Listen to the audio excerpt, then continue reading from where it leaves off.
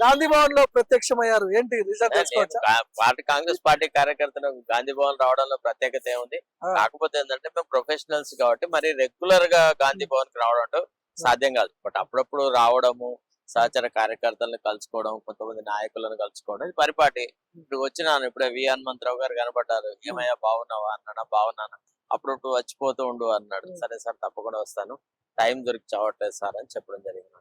అది సంగతి. సో ఈ మధ్య కాలంలో రాజకీయ పరిణామాలు మొత్తం వేడెక్కుతున్నాయి. కేటీఆర్ మాట్లాడితే ఆ రేవంత్ టార్గెట్ చేసి కాంగ్రెస్ పార్టీని టార్గెట్ చేసి మాట్లాడుతున్నాడు. ఏక్నాథ్ షిండే అంటున్నాడు, గాడ్సే అంటున్నాడు. సో ఈ లోక్సభ ఎన్నికల వేళ ఇలాంటి కామెంట్లు ఎట్లా చూస్తారు మీరు? ఏమనిపిస్తుంది? అంటే ఏ మాత్రం రాజకీయ పరిణతి లేని, ఏ మాత్రం రాజకీయ అవగాహన లేని, ఏదో ఒక అంటే మనకి బయాలజీలో పార్థినోజెన్సిస్ అంటారు అన్నమాట. అంటే ఎట్లా అంటే అదొక ఫాల్స్ ఫ్రూట్ ఉన్నదా. అంటే ఇప్పుడు యాపిల్ ఉంటది. యాపిల్ అనేది విత్తనాలన్నీ లోపల ఉంటాయి, చుట్టూ ఉన్న గుజ్జు అంటే థాలమస్ బలిచి అదొక ఫ్రూట్ గా తయారవుతారట. KTR is also a false fruit. He doesn't have any background, he doesn't have any knowledge, he doesn't have any concern for the people. ఆయన కేవలం మైకుల ముందు మాట్లాడమంటే మాట్లాడతాడు. మరి ఆయన గతంలో మా తండ్రికి పిండాలు పెడతా అన్నారు, అట్లా అన్నారు, ఇట్లా అన్నారు అని ఆయన చాలా బాధపడుతూ మాట్లాడినాడు. మరి ఈనాడు ఒక రాష్ట్ర ముఖ్యమంత్రిని, ఒక పిసిసి అధ్యక్షుని పట్టుకొని ఏక్నాథ్ షిండే అవుతాడు, అదైతాడు, ఇదైతాడు అని అనే మాటలు అది సరైనది కాదు. ఏక్నాథ్ షిండే ఏ పార్టీలో అయినాడండి? వాళ్ళ పార్టీలో అయినాడు. మా దగ్గర కాలేదు కదా.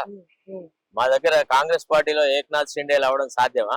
కాంగ్రెస్ కార్యకర్తలు ఎవరు కూడా పార్టీ జెండాను వదిలేటేసేసి, పార్టీ నాయకత్వాన్ని వదిలేటేసేసి వాళ్ళు ఏ రకమైనటువంటి కార్యక్రమాలు చెయ్యరు అన్నదా.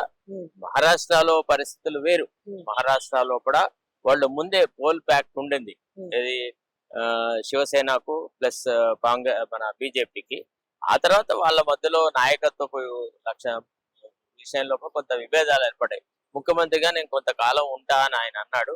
అన్నప్పుడు బీజేపీ వాళ్ళు కనుక ఔదార్యం ప్రదర్శించి ఉంటే అసలు వాళ్ళ దగ్గర ఈ ఏక్నాథ్ షిండేలు ఈ వ్యవహారాలు జరగకపో అసలు మాకు ఎక్కువ మంది ఎమ్మెల్యేలు ఉన్నారు కాబట్టి మా ముఖ్యమంత్రి ఉంటాడు, శివసేనకు ముఖ్యమంత్రి పదవి ఇచ్చే ప్రసక్తే లేదు అని అన్నప్పుడు రాజకీయ మళ్ళా రీఅలైన్మెంట్ ఆఫ్ ఫోర్సెస్ జరిగినాయి. ఎన్సీపీ కాంగ్రెస్ సపోర్ట్ తోని అతను ఠాక్రే అక్కడ ముఖ్యమంత్రి అవ్వడం జరిగింది.